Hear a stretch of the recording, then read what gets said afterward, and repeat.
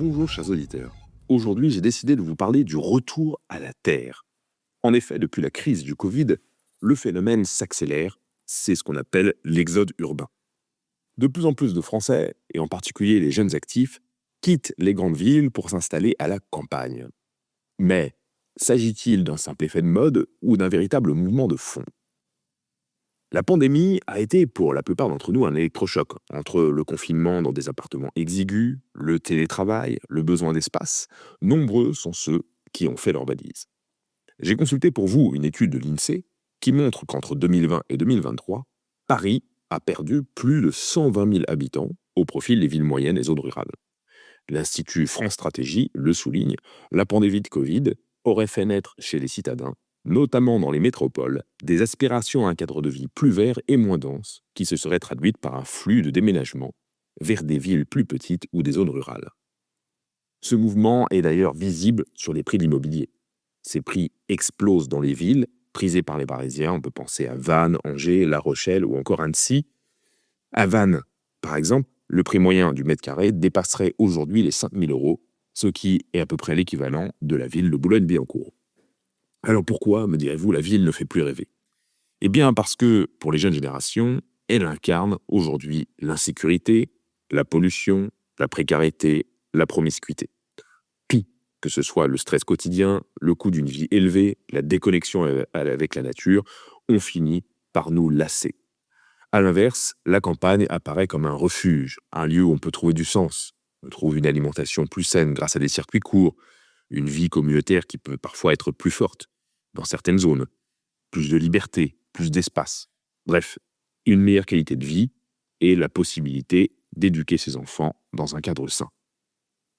Alors évidemment, vous allez me dire, mais tout ça, c'est une image d'Épinal. Il y a une forme d'idéalisation de la campagne, on voit fleurir des tendances comme celle des tradwives ou le mythe de Amish moderne. Et le bobo parisien n'échappe d'ailleurs pas à la règle parce que lui aspire également à se procurer des grains de café qui ont été transportés par voilier, à porter des chaussettes en coton local, bio et tissées dans des filières responsables. Bref, le retour à la Terre n'est pas un sujet si nouveau que ça. Déjà, dans les années 1960, l'essayiste converti de l'islam au christianisme Pierre Rabhi expérimentait lui-même le retour à la Terre.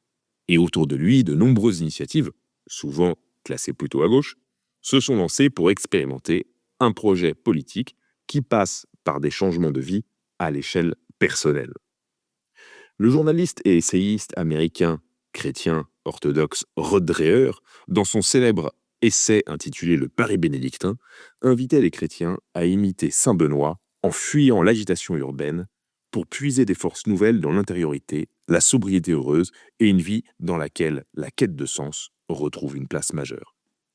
D'ailleurs, en France, ces dernières années, plusieurs initiatives intéressantes ont émergé.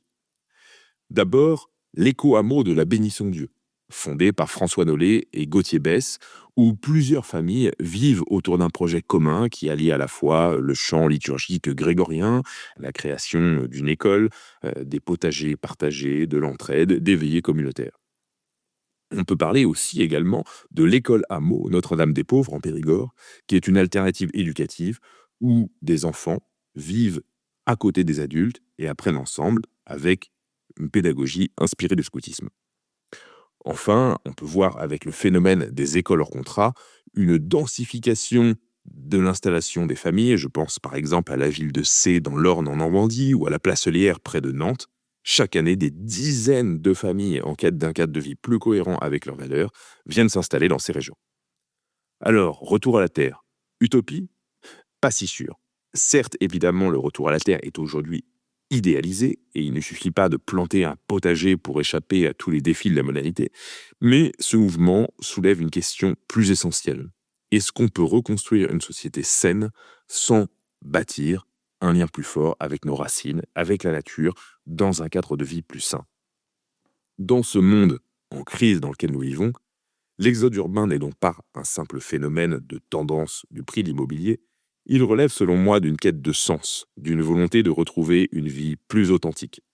Peut-être est-il d'ailleurs une piste sérieuse qui pourrait contribuer à la renaissance de notre civilisation. Alors je vous pose la question, chers auditeurs, et vous, avez-vous déjà pensé à retourner à la Terre ?